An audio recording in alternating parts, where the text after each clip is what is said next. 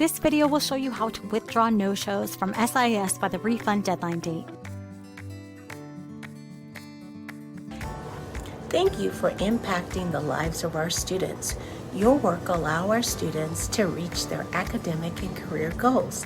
This video will highlight key points about withdrawing no-show students during the refund period. Please note during the first calendar days of full semester classes, students are not penalized for withdrawing during this full semester refund period. It is vitally important for us to monitor student attendance in your classes during this refund period. Of course, the time frame varies for 8-week and less courses. Please continue to watch. Together, we impact the lives of our students and assist them in reaching their educational and career goals. To start, let's go over what a no-show is. For the purpose of updating rosters at the beginning of the term, a no-show is a student who does not attend or actively participate in a class between the start and refund date of the course. This is regardless of modality, in person, live online, hybrid, or online. What counts as participation in a course? Simply logging into an online class does not count as participation. Examples of demonstrating attendance and participation in online classes include submitting an assignment, taking an exam, including a syllabus quiz or acknowledgement, completing an interactive tutorial or computer-assisted instruction, participating in an online discussion about academic matters, or initiating contact with the instructor to ask a question about the subject matter of the class. When do we submit a withdrawal for no-show students? Faculty must drop all no-shows no later than 5 p.m. on the refund deadline date for the course. This date is found in SIS. Let's go there now to walk through finding the deadline date and see how to withdraw students. Once in SIS, click on the Faculty Center. You'll be brought to your schedule. Change the term. Now press Continue. Notice on the right the class deadline dates. For this example, mine is January 24th, 2022. If the student does not attend or participate, I must withdraw the student before 5 p.m. on this refund date. To drop students, click on the grade roster. Within the roster grade column for the student you wish to drop, select W from the drop-down. A last date of attendance and drop reason field appear. As a no-show, the LDA is the start date of the course. Click on the small calendar icon to pull up the calendar selector and now select the start date. If you need a reminder of the start date for your course, it's back up in the top right. Drop reason for no-shows is 43 never attended. You type in the 43 code or use the magnifying glass to select the code from the list of drop codes. If the LDA is something other than the start date of class, the official no-show, last date of attendance, then the student is not a no-show and you must choose a different drop code. When you are done, select Save. Withdrawals and grades post officially via a nightly electronic process, so you will not see a change to the grade roster until this process has run. If you go back in later, after the process has run, you will see the changed grade roster and you won't be able to change it without submitting a grade request change. Of course, it is important to make sure that the student did not participate in class. You should be able to verify this participation through Canvas. During this semester, we encourage you to use Dropout Detective to stay on top of student participation. But for the purpose of determining no-shows during the refund period, it is best to use the Canvas People tool and the Student Interactions report. Let me quickly show you how. From the People tool in Canvas, take a look at the last activity column. The easiest no-show is a student that has never logged in, indicated by the blank.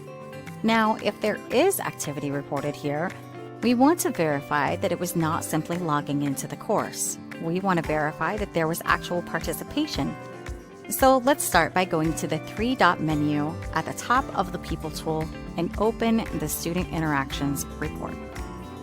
The Student Interactions report allows you to evaluate your contact with students, Contacting the student via conversations, also known as the Canvas inbox, or leaving a comment on an assignment counts as an interaction on this report. If a student messaged you via the Canvas inbox, it will not be listed here unless you responded. So be sure to check your inbox regularly, since one form of participation is to contact the instructor about academic subject material. In this report, there are students that I have never interacted with and have no scores. These are inactive students, or they could be no-shows. Remember that inactive students are students that dropped your course at some point after enrollment opened. If these students are still on my roster in SIS, this lack of interaction is a good indication that they are a no-show, and yet non-definitive unless I have something set up in my course that makes it definitive. Many division chairs suggest to have an activity due before the refund deadline date and a policy outlined in your syllabus stating students will be withdrawn as a no-show if they do not complete that activity. This makes it much easier for you. If I had an activity like that in my course, the student interactions report may look like this. There is a score without an interaction. That is an indication that the student submitted an automatically graded assignment. This one in particular was created from a graded survey via the Canvas quizzes tool. Check out the Canvas guide or reach out to the CTLA if you want help creating one yourself. Why is it important to withdraw no-shows within the refund period? Most students aren't aware of the negative implications until it's too late. The following are examples of how being a no-show from a course can negatively impact students. Students who are withdrawn as no-shows after the full refund drop deadline are responsible for paying all tuition and fees for a course regardless of attendance. In addition, students receiving financial aid may have to repay funds because of their course loads being reduced. This can create an undue hardship for these students. Until the debts are paid, these students cannot enroll in future classes. Student veterans and their dependents use heavily regulated benefits for education, which are impacted by enrollment. As a result, being a no-show who is not dropped can result in swift accumulation of tuition and housing debt and/or a lengthy appeal process to potentially have the debt waived. International F1 visa students must be enrolled full-time to maintain legal status. An unreported no-show may cause them to lose eligibility or potentially accumulate debt as a result of needing to register for alternative classes to meet the full-time requirement. We need your help. Please monitor student attendance and participation daily during the first week. Drop students who are not active in your classes before the refund date. This will protect students from losing financial aid, veterans benefits, and incurring unnecessary debt.